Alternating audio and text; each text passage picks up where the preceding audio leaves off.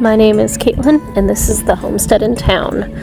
We are going to record in the garden today, so I wanted to come on here and talk about something that is important to me, the difference between a stay-at-home mom and a trad wife. So I consider myself a stay-at-home mom. I am with my kids. I cook, I clean, I get the laundry done, and sometimes I do other projects. I work in the garden. I help my husband build projects. But what I'm not is a doormat. Being a wife and a mom, it's a partnership. I work in tandem with my husband. I don't jump when he says jump. I don't scrub the floors just because he walks on them. I love him. I love our kids.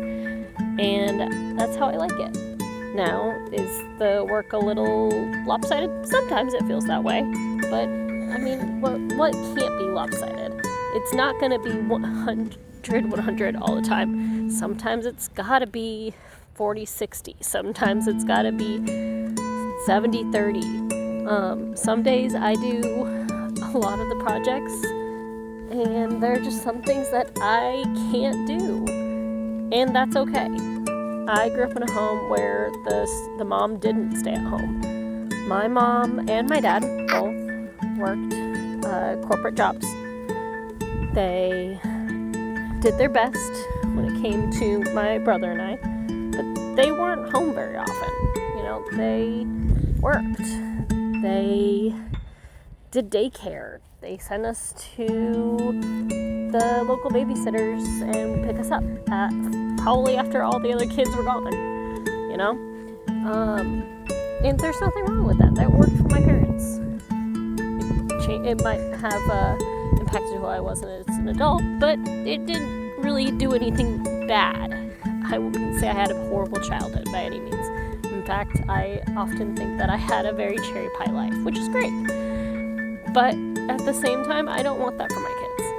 I want my kids to know that their mom was there 100% of the time. So what got me thinking about this?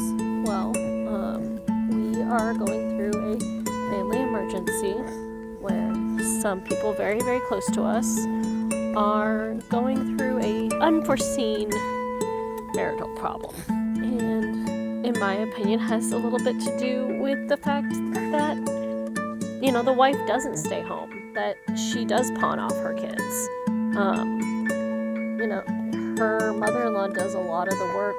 The grandmother to these kids is a mother figure. She's not a grandmother. And she wants to work, which is great. I love that she wants to work. And there is no shame in working.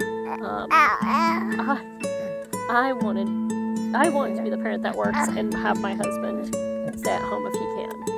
There is no shame in being a working mom. There's no shame in being a working dad. Just like there shouldn't be any shame in being a stay-at-home parent, whether you are the husband or the wife. I must apologize. My son is helping me record today, so you're probably going to hear him a little bit in the background. I can only do so much when it comes to a 7-month-old. But I do strongly believe that if she had a more active role in her children's life, they might not be going through this problem. Now, the problem does stem back to them as a couple, but at the same time, I think that her not being home has a role in the situation as well. Today's economy has made it nearly impossible for two parents to stay at home. I see it every day.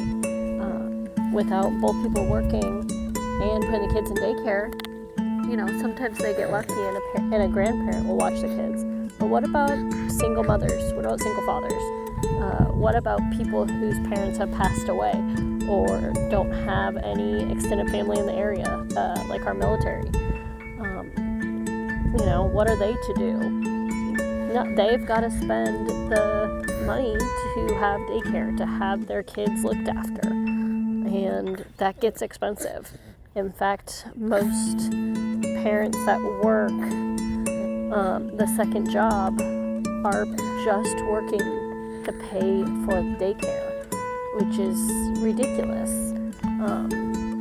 I consider myself very fortunate and very lucky that I get to stay home with both my kids, that I can run our household from the house, that I don't have to go and work.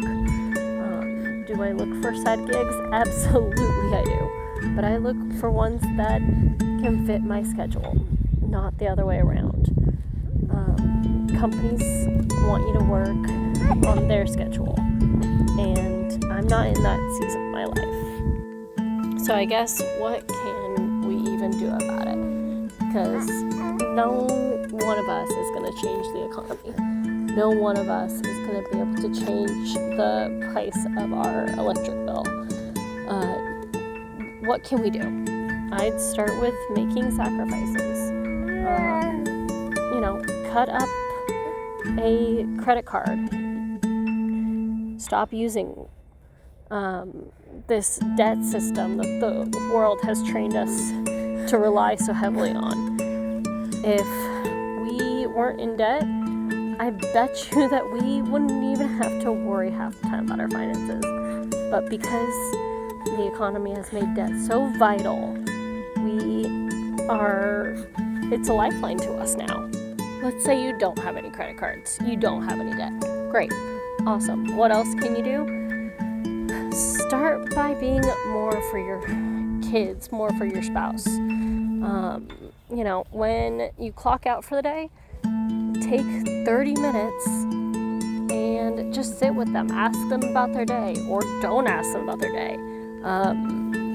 Be there for them. Don't just clock out mentally. It's hard to do after you've been peopling all day. You don't want to talk to people. You want to disengage from the world and just move on. Wake up the next day. Do it all over again. Another thing we all can do is turn off the screens. Now, I realize you're watching my channel and many other channels from YouTube, and that we all rely on our phones. I'm not denying that fact, but we all spend hours upon hours on our phones. Clock out an hour early from your phone, turn it off, and read a book, listen to some music, play a board game. When was the last time you played a board game? Because I'd be willing to bet it's been years since you played a board game. What about cards or puzzle or art? No one these days wants to be creative. We want AI to be creative for us, to think for us. Think for yourself. Now, I know this has turned into a full tangent, but what I'm trying to say is you don't need to be subservient to your spouse just because you stay at home. Love them and be a partner. That's what this is, partnership. Well, I'm going to step off of my soapbox now and go on with my day. I wish you the very best, and I hope that this gave you something to think about. I'm wishing you the best.